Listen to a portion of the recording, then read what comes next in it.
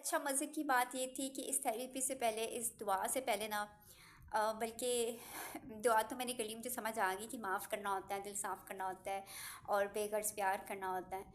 तो इससे अब जब मुझे पता चला, मैंने अपनी कम्युनिटी में ना, फ्रेंड सर्कल में जब ये चीज़ बताती हूँ ना, तो अक्सर जो मुझे फ़ेस करनी पड़ी फिर बाद में, तो लोग कह रहे होते हैं कि हम क्यों माफ़ करें ना, हमने नहीं माफ़ करना। तो इस दुआ से पहले मैं, मतलब हमारे इर्द गिर्द ऐसे बहुत सारे लोग होते हैं, या हम भी, हमें आगे से मशवरा मिलता है, इसको तुन के रखना है, इसको तो क़यामत तक नहीं छोड़ना, भाड़ में जाए, या हम कैसी कैसी लैंग्वेज यूज़ कर जाते हैं। तो और सोचें कि अल्लाह क्या कह रहा है, या अल्लाह ये भी कहते हैं कि माफ़ कर दो। ये मुझे नहीं पता था, क्योंकि मैंने ना अपने इर्द गिर्द के सर्कल में कभी से पहले सुना था कि चलो किसी ने तुम्हें तंग भी कर दिया ना, तो तुम माफ़ कर दो। मुझे ये कभी किसी ने नहीं कहा था कि अच्छा, किसी ने तुम्हें गाली दे दिया, चलो तुम माफ़ कर दो, उसको दुआ दे दो, अपने दुश्मनों के लिए भी दुआ करो। तो इसलिए मेरे लिए बहुत नई चीज़ थी और बहुत प्यारी चीज़ थी, और वाकई में शिफायाब हुई इस थेरेपी के बाद, और दिल साफ़ करके सबको माफ़ करके। लेकिन हमारे इर्द गिर्द माशरे में अक्सर यही कॉन्सेप्ट है कि कोई आपके साथ बुरा करता है, आप चाहते हैं कि उसके साथ डबल बुरा करें, या आपके इर्द गिर्द ऐसे बहुत सारे लोग होते हैं जो कहते हैं आपको कि तुमने तुन के रखना है, तुमने तो इसका शक्ल भी नहीं देखनी, तुमने तो इसका और सुनानी है, इसको डबल गालियाँ दो इसको। तो एक्चुअली अनफॉर्चुनेटली हम वैसे तो सो कॉल्ड मुस्लिम्स होते हैं, हम कुरान भी पढ़े होते हैं, हम तस्बीहात भी कर रहे होते हैं, लेकिन हम प्रैक्टिकल में इसके ऑपोजिट कर रहे होते हैं। हम माफ़ नहीं कर रहे होते, हम दिल साफ़ नहीं कर रहे होते, और बल्कि इससे ऑपोजिट ही कर रहे होते हैं कि हम डबल बदला लेंगे, बदला लेने की इजाज़त है या कुछ भी, तो दूसरों पर इल्ज़ाम भी लगा देते हैं।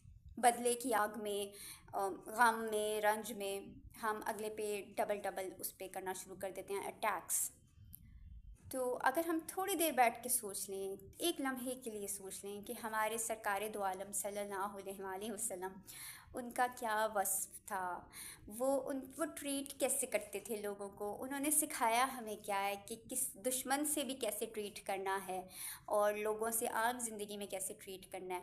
हमें इस्लामियात में, मुझे अच्छे से याद है कि हम पढ़ा करते थे अफ़्व दरगुज़र, तो बस पेपर दे के आ जाते थे, और मुझे लिटरली कभी समझ नहीं आई थी ये क्या होता है, क्योंकि हमारे प्रैक्टिकल में नहीं होता, हमारे घरों में नहीं होता, हमारे इर्द गिर्द माशरे में नहीं होता, तो वो प्रैक्टिकल में चीज़ नहीं है, तो वो बस लफ्ज़ रह जाते हैं। हम पेपर दे आते हैं, लेकिन हमारे प्रैक्टिकल में हम उससे ऑपोजिट कर रहे होते हैं। तो क्या हम कभी सोचते हैं बैठ के कि अफ़्व दरगुज़र क्या होता है, और बर्दाश्त भी करना है, माफ़ भी करना है, प्यार से रहना है। असल मैसेज ये था, आप सब उन्होंने उससे ऑपोजिट देखा होता है, उन्होंने लड़ाइयाँ देखी होती हैं, नफ़रतें देखी होती हैं, तो एक्चुअल में तो हम इस्लाम वो फॉलो कर ही नहीं रहे होते। और एक क्वेश्चन होता था बचपन में कि अल्लाह ताला ने हमें इस दुनिया में अपना नायब बना के भेजा, तो मैं नायब वर्ड हमेशा ना भूल जाती थी, और मेरे लिए बड़ा मुश्किल होता था कि ये वर्ड कितना मुश्किल है, और इसका मतलब क्या होता है, नायब क्या होता है, अच्छा रिप्रेजेंटेटिव है, तो समझ मुझे कोई नहीं आती थी, लेकिन मैं सोचती थी कि यार ये क्या होता है, अल्लाह ताला ने अपना नायब बना के भेजा।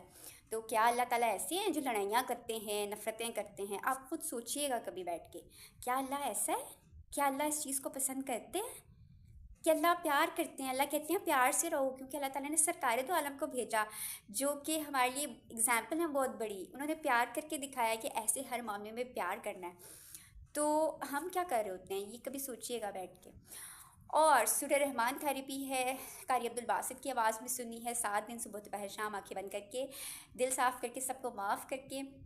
आप बस सुन रहे हैं इस आवाज़ को, कहीं से ये आवाज़ है। और जब सूरह ख़त्म हो जाए तो पास इससे पहले आधा गिलास पानी रख लीजिएगा। जब सूरह ख़त्म हो जाए, इस पानी को लें, आंखें दोबारा बंद करें, प्यार से दिल में 3 बार अल्लाह अल्लाह अल्लाह कहें, और 3 घूंट में वो पानी पी लें। ऐसे 7 दिन करना है, 7 दिन तक सूरह रहमान सुननी है। अगर आपको फ़र्क नहीं पड़ता तो एक दिन छोड़ के, एक दिन के गैप से आप दोबारा 7 दिन थेरेपी कर लें, आपको शिफा हो जाएगी, वैसे तो फर्स्ट 7 डेज़ में, ठीक है। और इसके बाद आप अल्लाह पानी वाली दुआ जारी रखेंगे और इस मैसेज को आगे दें। यस, ये तमाम तकरीबन इलनेसिस के लिए यही मेथड है। हाँ, जो पैरालिसिस या फालिश के मरीज़ हैं, उनको कसीदा बुर्दा शरीफ रेमेडी जो है वो रिकमेंड की जाती है, जिसका मेथड भी मैं end of the video share कर देती हूँ। तो ये तरीका इलाज दी अल्टीमेट रेमेडी है। जब आप हर जगह से फेल हो जाते हैं तो इस थेरेपी को ज़रूर ट्राई कीजिएगा। इट्स एब्सोल्युटली फ्री, और मैं से ठीक हुई हूँ, मैं शिफायाब हुई हूँ, और बहुत बिस्मिल्लाहिर्रहमानिर्रहीम।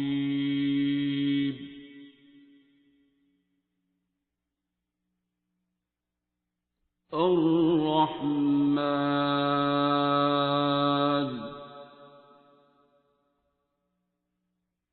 علم القرآن